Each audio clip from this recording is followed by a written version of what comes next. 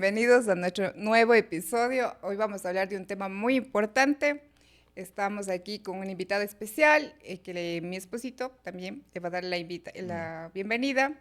Y antes de eso les voy a comunicar el tema, porque sí o sí es importante o se necesitan realizarse exámenes de sangre antes de una cirugía. Entonces estoy aquí con mi esposito, el doctor Juan José Salamea, cirujano plástico. Hola amigos, un gusto volvernos a ver. El tema que tenemos hoy es bastante importante porque es la cirugía y el laboratorio. ¿Se llevan bien? Claro que se llevan súper bien porque van de la mano. Sin exámenes no se opera el paciente. Entonces es súper importante. Le damos la bienvenida a nuestra invitada de la semana, que es la licenciada Belén Alexandra Franco. Ya le cambiaste el nombre. Belén Alexandra. Belén Elizabeth. Corte. Belén Elizabeth, perdón. Bueno, perdón, me confundí con tu mami. Y le conozco años, por si acaso. Bueno, estamos el día de hoy con Belencita y ella es licenciada en laboratorio clínico. Entonces vamos a conversar un poquito más a fondo sobre este tema que es bastante interesante. ¿Y por qué es tan importante? Porque un paciente con exámenes incompletos simplemente no se opera. Belén. Gracias, Majito, gracias, Juanito. Pues bueno, sí es importante este tema, ¿no? Ya en los años que llevo trabajando, he visto médicos que piden exámenes muy básicos, como solo un hemograma o solo un perfil renal, que es urea y creatinina, pero pues con el pasar del tiempo he visto también compañeros médicos que se van como que un poco alineando ya las nuevas actualizaciones médicas, ¿no? Y piden ya exámenes un poco más específicos y que son importantes para el paciente, para la seguridad del paciente y también para la seguridad del médico como tal y del equipo médico en sí. Sí, eso sí es real, ¿no? Antes mucha gente, y me consta, yo veía que muchos médicos solo solicitaban ya examen de biometría y tiempos, o sea, el examen de sangre simple con las pruebas de coagulación, punto. Pero realmente para entrar en quirófano es necesario saber algunos parámetros importantes, ¿no? La urea, la creatinina, la glucosa, un perfil tiroideo nunca está de más. Lógicamente los serológicos, porque nunca estamos libres de un pinchazo en quirófano. Si la paciente va a someterse a alguna cirugía, también hay que solicitar, yo recomiendo una prueba de embarazo, porque se han dado casos de pacientes que están embarazadas y entran a quirófano, tristemente. Entonces, para evitarse ese problema de salud, que sería bastante complicado y bastante grave, es preferible solicitar los exámenes. Entonces, son cosas bastante importantes y bastante necesarias. Ahora, en algunos casos se pide hasta el índice OMA. El índice OMA se solicita realmente para ver cómo está el paciente metabólicamente. ¿Tú qué opinas? Me parece súper Bueno, ¿y bien. qué es? Explícales un poco a la gente este índice para que ellos conozcan, nuestros amigos, y qué te parece. Ya, mediante el índice OMA nosotros vemos la resistencia a la insulina que tienen las personas. Con la resistencia a insulina vienen adquiridos o se adquieren algunas enfermedades, principalmente la diabetes. Entre otras también tenemos el síndrome de ovario poliquístico que también influye bastante. Entonces un paciente que tenga un diagnóstico o un resultado de un índice OMA, el médico puede tratarle de mejor manera. ¿Qué pasa cuando hacemos solo glucosa? Decimos que la glucosa es un analito bastante variable, ¿no? Si yo el día anterior a mi examen me cuido, hago ejercicio y llego al laboratorio a hacerme un examen de glucosa con un ayuno de más de 16 horas, pues voy a tener una glucosa probablemente dentro de lo normal, cuando el paciente puede ser prediabético, ¿sí? Y entonces no es un analito tan certero para que el médico pueda tratar esto. Entonces sí es importante mandar la insulina, porque el índice OMA se saca mediante un cálculo con la insulina y la glucosa. Entonces sí es importante para que el médico pueda analizar y pueda tratar. Y también adjuntándole como a este, es importante hacer una hemoglobina glicosilada, porque como bien se sabe, esta mide la glucosa de 3 meses atrás del paciente. Entonces si es que el paciente viene, como decía, haciendo el ayuno prolongado, cuidándose, capaz que hasta inyectándose insulina o vienen tomando la medicación. Y muchos de los pacientes dicen, no tomé, pero sí vienen tomando la medicación. Entonces tenemos un resultado que no es correcto. En cambio, con hemoglobina glicosilada, el médico ya tiene un poco más de noción de cómo está el paciente. A veces no es que el examen esté mal hecho, sino es la condición con la que llega el paciente a hacerse los exámenes. Tal cual, ¿no? Tal Sí. cual, realmente es importante eso, porque a veces podemos restarle importancia a este tipo de cosas y es, ahí es en donde llegan los problemas. Porque un ejemplo, un paciente que tenga una glucosa, como tú bien lo has dicho, una hemoglobina glicosilada te da o sea, te dice cómo está el azúcar en la sangre los últimos 3 meses. Entonces, una persona que tenga parámetros elevados los últimos 3 meses, te va a indicar que probablemente tiene, lógicamente, está yéndose hacia la diabetes si es que no la tiene ya. ¿Y esto en qué incide o influye en la cicatrización? Porque un diabético no cicatriza igual que una persona que no tiene diabetes. Entonces, pacientes con hábitos de tabaquismo, pacientes diabéticos, pacientes con algún tipo de problema oncológico, patología oncológica, o sea, son pacientes que tienen que ser manejados de una forma un poco diferente. Pero si nosotros nos ponemos en el plan de a todos pedimos lo mismo y es, o sea, solicitamos los exámenes en la misma cuadrilla para todos, vamos a tener problemas. Porque un ejemplo, una mamá que quiere operarse después de haber dado a luz 2 niños, de haber pasado periodos largos ¿cómo se llama esto?, de embarazo, tiene, digamos, un año después de haber dado a luz a su segundo niño o a su hijo, y aparte de eso, quiere operarse, pero se le pide un examen básico, probablemente algo nos pueda fallar, porque siempre son pacientes. Todos los pacientes, todas las personas podemos tener algún tipo de problema en la tiroides, podemos tener algún tipo de problema a nivel renal, podemos tener algún tipo de problema en la glucosa, podemos tener algún tipo de problema no solo en la coagulación. Entonces, hacer una solicitud de un examen tan básico, si puede complicarnos o no. Sí, sí, sí, totalmente. Bueno, yo creo que en todas las áreas, en todas las profesiones tenemos profesionales buenos y malos, ¿sí? Dicho esto, sin el afán de menospreciar a ningún profesional ni a ningún colega, como había mencionado anteriormente, los compañeros médicos, digamos, de la vieja escuela, no todos, pero sí la mayoría, pues se basan en un hemograma y en tiempos de coagulación. Los tiempos de coagulación nos sirve para que el paciente no tenga hemorragia el rato de la cirugía y pues no haya un peligro ahí de una emergencia por eso. Pero sí los médicos ya que están especializados, que son más jóvenes también, incluso médicos que no tienen especialización, pero son médicos generales jóvenes, tienen un poco más en cuenta estos exámenes más específicos, ¿no?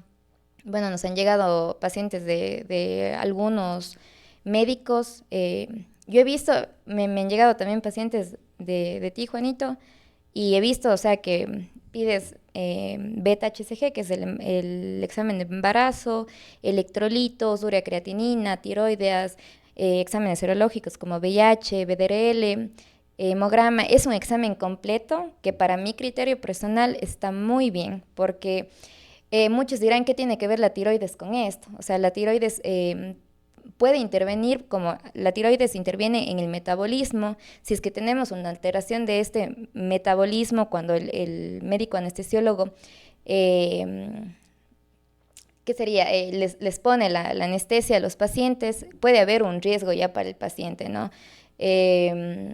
Con el tema de la glucosa, con el tema de los electrolitos para el funcionamiento correcto del corazón, que tiene que ver mucho eso. Entonces, la misma glucosa, si es que la glucosa está muy alta, pues no se debería de operar, ¿no?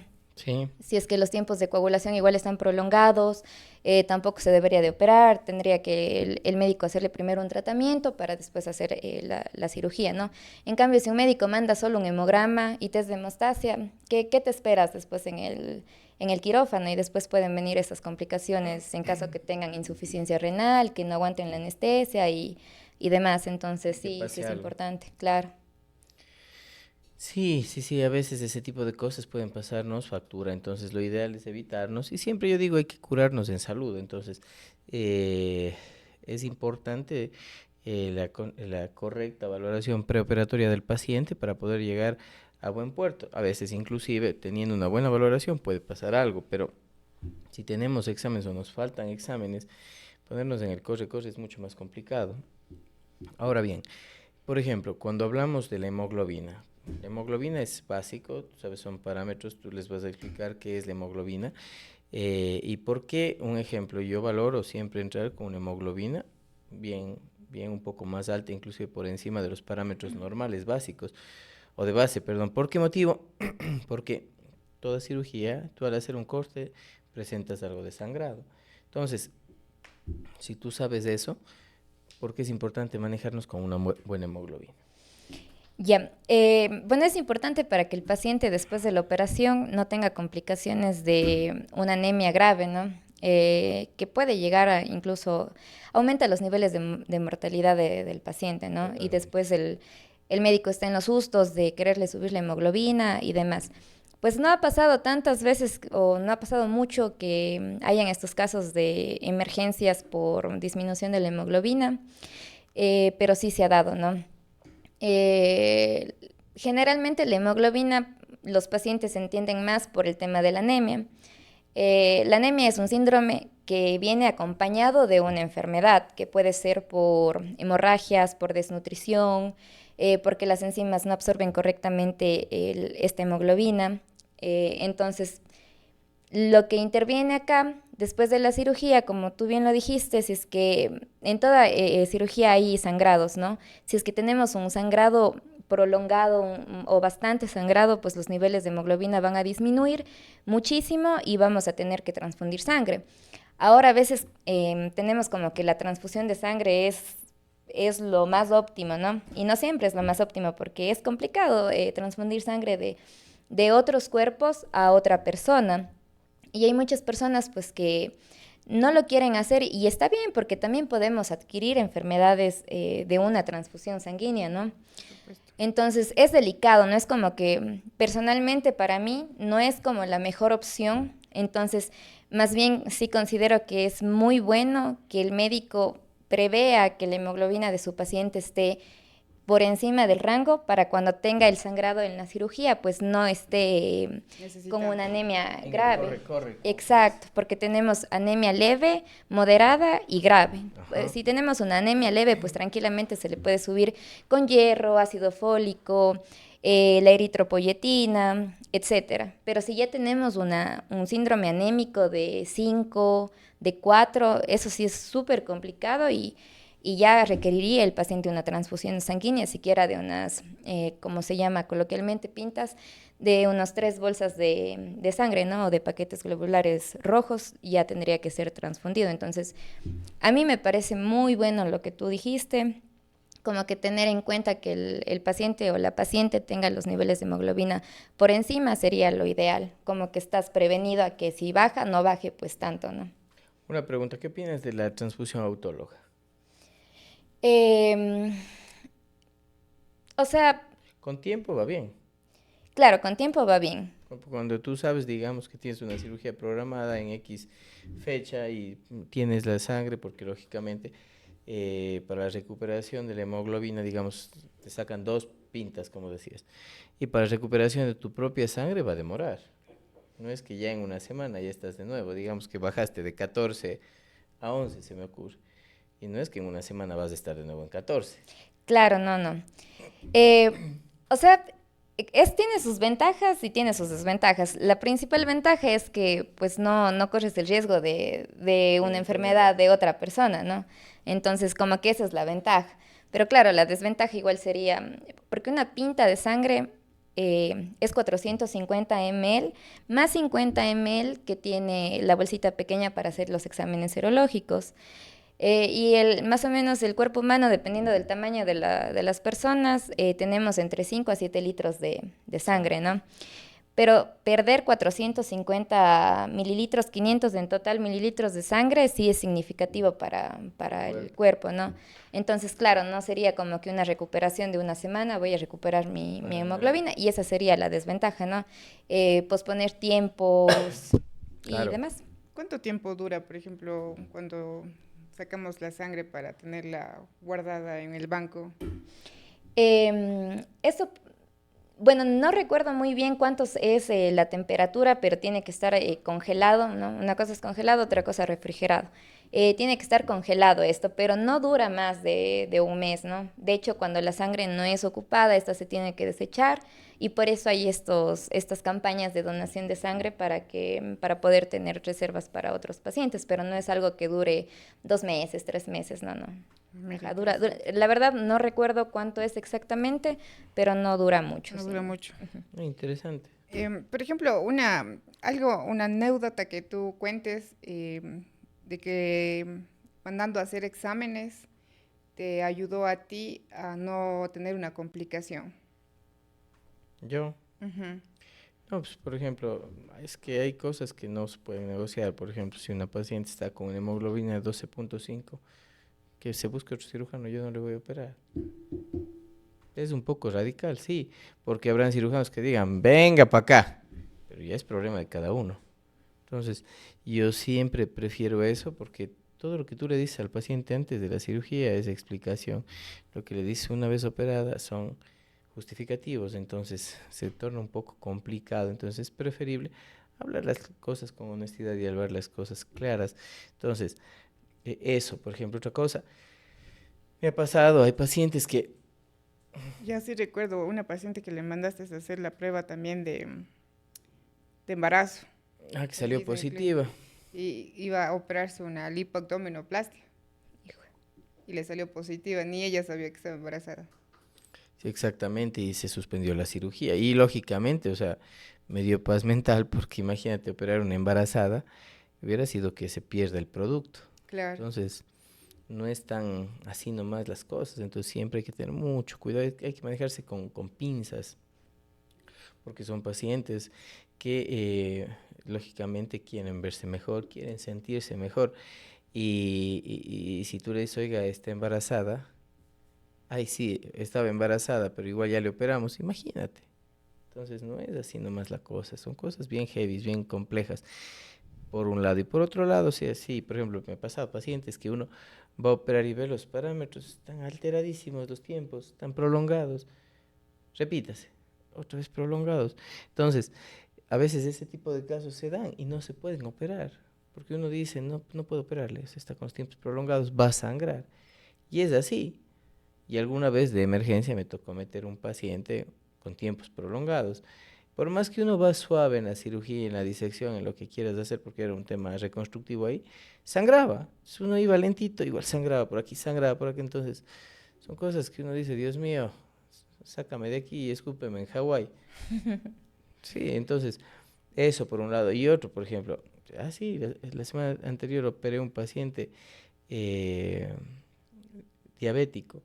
Los pacientes diabéticos, o sea, siempre tienen, era un cáncer, entonces siempre tienen cierto problema en la cicatrización, eso es, siempre se da, entonces es un dolor de cabeza para el mismo paciente. Entonces uno sabe que eso va a tomar tiempo, va a demorar, y uno sabe que va a ser un poquito incómodo para el paciente, porque mientras un niño, un joven, sin patologías concomitantes, en 15, 20 días ya está completamente cicatrizado, ya está tratando de retomar su vida normal, él todavía está en medio camino. Porque cuando tiene alteraciones de este tipo, el paciente demora en cicatrizar. Entonces, o sea, sí me han pasado ciertas cosas que uno a veces dice, Diosito, ¿por qué a mí? ¿Qué? Tengo otra pregunta. Por ejemplo, con esto de las pruebas de VIH, Ujú. tú normalmente incluyes en el pedido. Sí, claro. Y por ejemplo, ¿qué tan común es eso para que tú analices antes de una cirugía?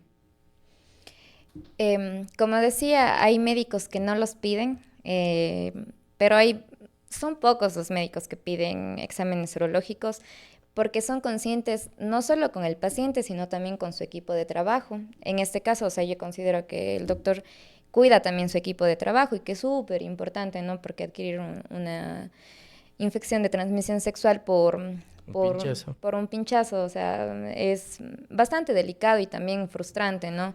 Entonces sí me parece eso es necesario. Se dice que actualmente los niveles de VIH son más altos que hace 10 años, ¿sí?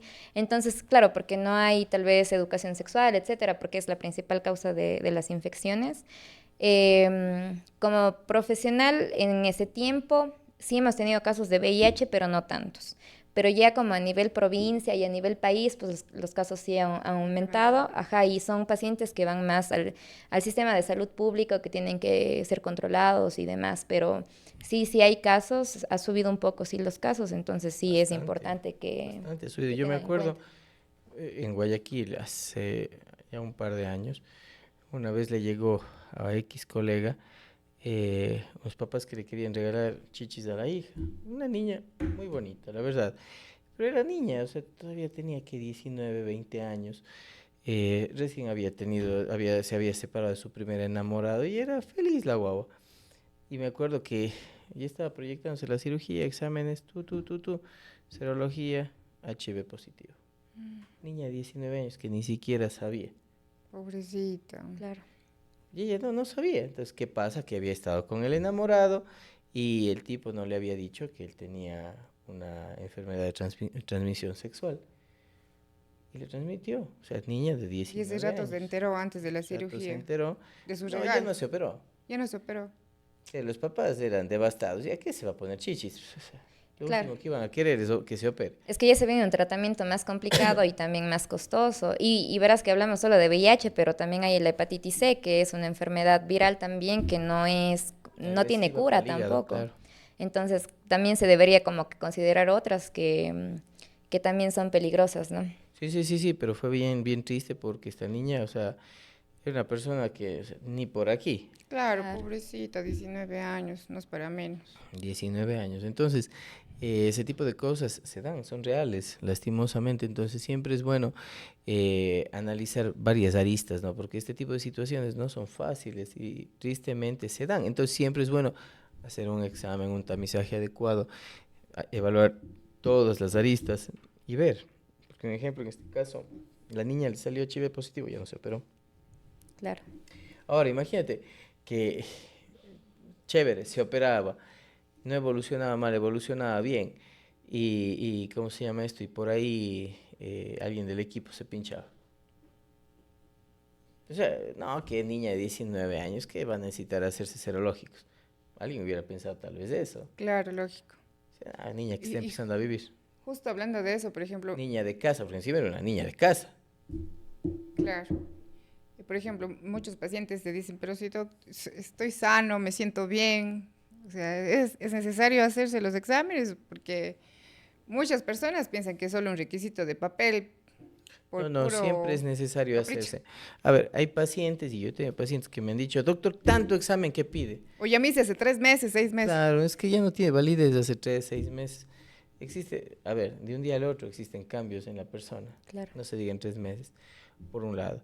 Y dos, o sea, me han pasado pacientes, doctor, tanto examen que pide. ¿Realmente sirve? Claro que sirve. Claro que sirve. Y sí, y la mayoría de pacientes saben que yo manejo protocolos. Para entrar en quirófano se sigue un protocolo. No es que llega, ya quiero operarme mañana, que chévere, tenga, hágase este examen de sangre y mañana le opero. No, hay que seguir un protocolo. Y una vez que el protocolo es correcto y todo está bien, vamos. Todo está bien, operémosle.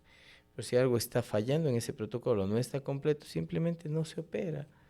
Entonces esto es así. O sea, para mí, en ese sentido, el protocolo no le manejo mucho tonos grises, o es blanco o es negro. No tienes los exámenes completos o no están dentro de parámetros completos, no te operas, punto, no pasa nada. Pero es que el doctor fulanito me quiere operar en la clínica X. Qué chévere. O sea, cada quien es libre de decidir lo que quiere hacer, pero manejando protocolos rígidos es otra cosa. Siempre es importante tener las cosas claras. Sí, es verdad. Y cuando se han hecho los exámenes, muchos pacientes más bien han terminado derivándose a otras áreas Ha profesionales. pasado pacientes que ya están para operarse, que hagámosle X examen, varices, algo, un reflujo grave en la pierna. Entonces, no puedes operarle si está con algo concomitante, pero grave, ¿sí? Pacientes que soplo al corazón, ¿cómo te vas a hacer una lipo si estás con un problema del corazón? O Claro. sea, siempre hay que ser lógicos en ese sentido. O la T3 y T4 elevadísimas. Parámetros alterados, entonces sí hay pacientes y pacientes, entonces siempre es bueno manejarse bien con un protocolo. Entonces es simple, o sea, para eso están los protocolos, para eso uno estructura este tipo de cosas y si el paciente no está de acuerdo, pues no pasa nada, tiene todo el derecho de elegir con quién se opera y con quién no se opera. Ajá, Pero yo siempre intento que los protocolos se cumplan. sí, es verdad. A rajatabla. Un mito así para los dos. ¿La edad joven significa menos riesgos? O sea, no es para nada. O sea, ese es un mito, porque de hecho un joven es más fuerte. O sea, digamos, pongamos un caso muy simple. Alguien que llega para una reductiva de mamas y tiene 70 años y una persona que tiene 17 años, por lógica, persona de 17 años va a tener mejor cicatrización, mejor evolución, menos dolor, mejor tolerancia al dolor, etcétera, etcétera, etcétera. Persona de 70 años le va a golpear mucho más. Entonces, metabólicamente sí existen cambios, pero pueden realizarse cualquier procedimiento. Sí, es verdad que esto rompe esquemas porque, por ejemplo, uno dice juventud Ujú. es igual a salud perfecta, pero no es así. Una vez te cuento, una vez me llegó un paciente, bueno, no me llegó, un colega me llama y me dice, oye, tengo una paciente para una lipoabdo, digo, chévere. ¿Cuántos años tiene? 86. Pensé que escuché mal, le digo, ¿cuántos? 86. Quería hacerle una lipoabdo a una paciente de 86 años. No, ya, pues no. O sea, la cicatrización no va a ser igual, o sea, eso es arriesgar a una Riesgo. paciente innecesariamente. Ha vivido casi 100 años así. Le redondea ahí 100 años. Y ya déjale nomás así. O sea, siempre es bueno considerar varias cosas. Siempre es bueno Claro. considerar muchas cosas. O sea, no le vas a arriesgar la salud de la paciente. Así, o sea, hacer una lipo a los 86, no sé, no. Pase cantando. Oye, Belén, el ayuno, esto sí es así, para todos nos va a servir esta pregunta, creo. El ayuno antes de los exámenes, ¿por qué es importante? Porque no siempre nos dicen, no, pero comió caramelito, agüita. Em, a ver, hay exámenes que no necesariamente requieres estar en ayunas, Ya. pero se aconseja o se considera que para cualquier examen se recomienda que el paciente esté en ayunas. Hay exámenes que sí o sí tienes que estar en ayunas y que el paciente no se puede hacer el examen si es que ya vino tomándose un tecito con azúcar y una galleta. Porque dicen, es que solo tomé estito. Pero no se puede hacer. Y si es que se hace, se excede a hacer, ya es bajo la... Porque a veces los pacientes son necios, es como que, no, yo quiero que me haga, quiero que me haga. Y no, es súper importante.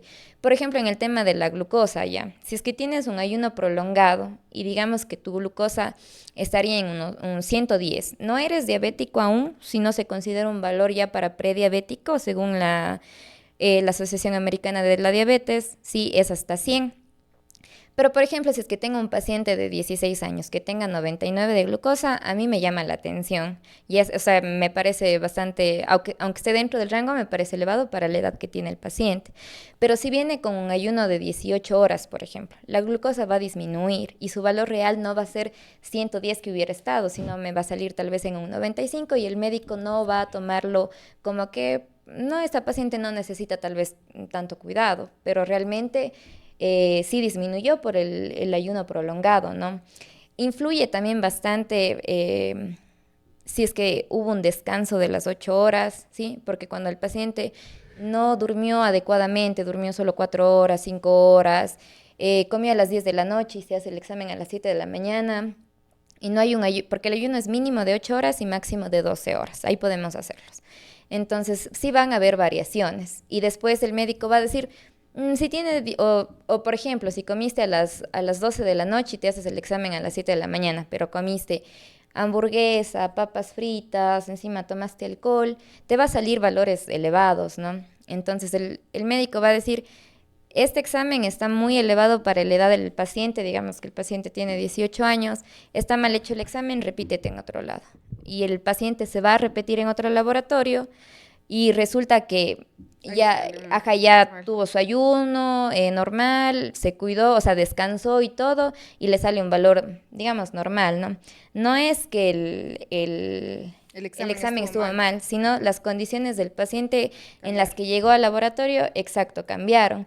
Entonces, a veces, cuando los pacientes insisten tanto, yo digo, más gastan su dinero porque, o sea, queramos o no, están gastando su dinero en vano porque es un resultado que no les va a servir. Está alterado. Ajá, y es importante el ayuno para todos. A veces se dice que, por ejemplo, para HIV, que es una prueba serológica, si es emergencia la podemos hacer, no importa si no comiste, si comiste o no comiste, pero aunque no se mida aquí los niveles de glucosa o de metabolismo, que es lo que se requiere el ayuno, pueden haber interferencias cuando los sueros son bastante lipémicos. Lipémico significa que la muestra esté alto en grasa. Aunque no vayamos a medir esos metabolitos, sí puede interferir en otros resultados, ¿sí? Entonces, por eso se recomienda que se hagan siempre en ayunas, pero si es una emergencia, por ejemplo, y el médico necesita una glucosa, tenemos que hacerlo. Igual hay criterios, por ejemplo, te puedes hacer una glucosa aleatoria,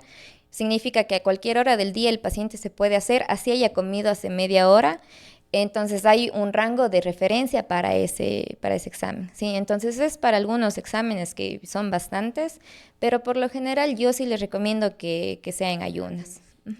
Muy bien, hemos estado aquí con la licenciada Belén Franco. Cuéntanos, Belén, en dónde te pueden localizar, tus redes sociales, tu laboratorio y todo para la audiencia. Bueno, yo trabajo privadamente, entonces me pueden localizar a mi número de teléfono 0992-870680.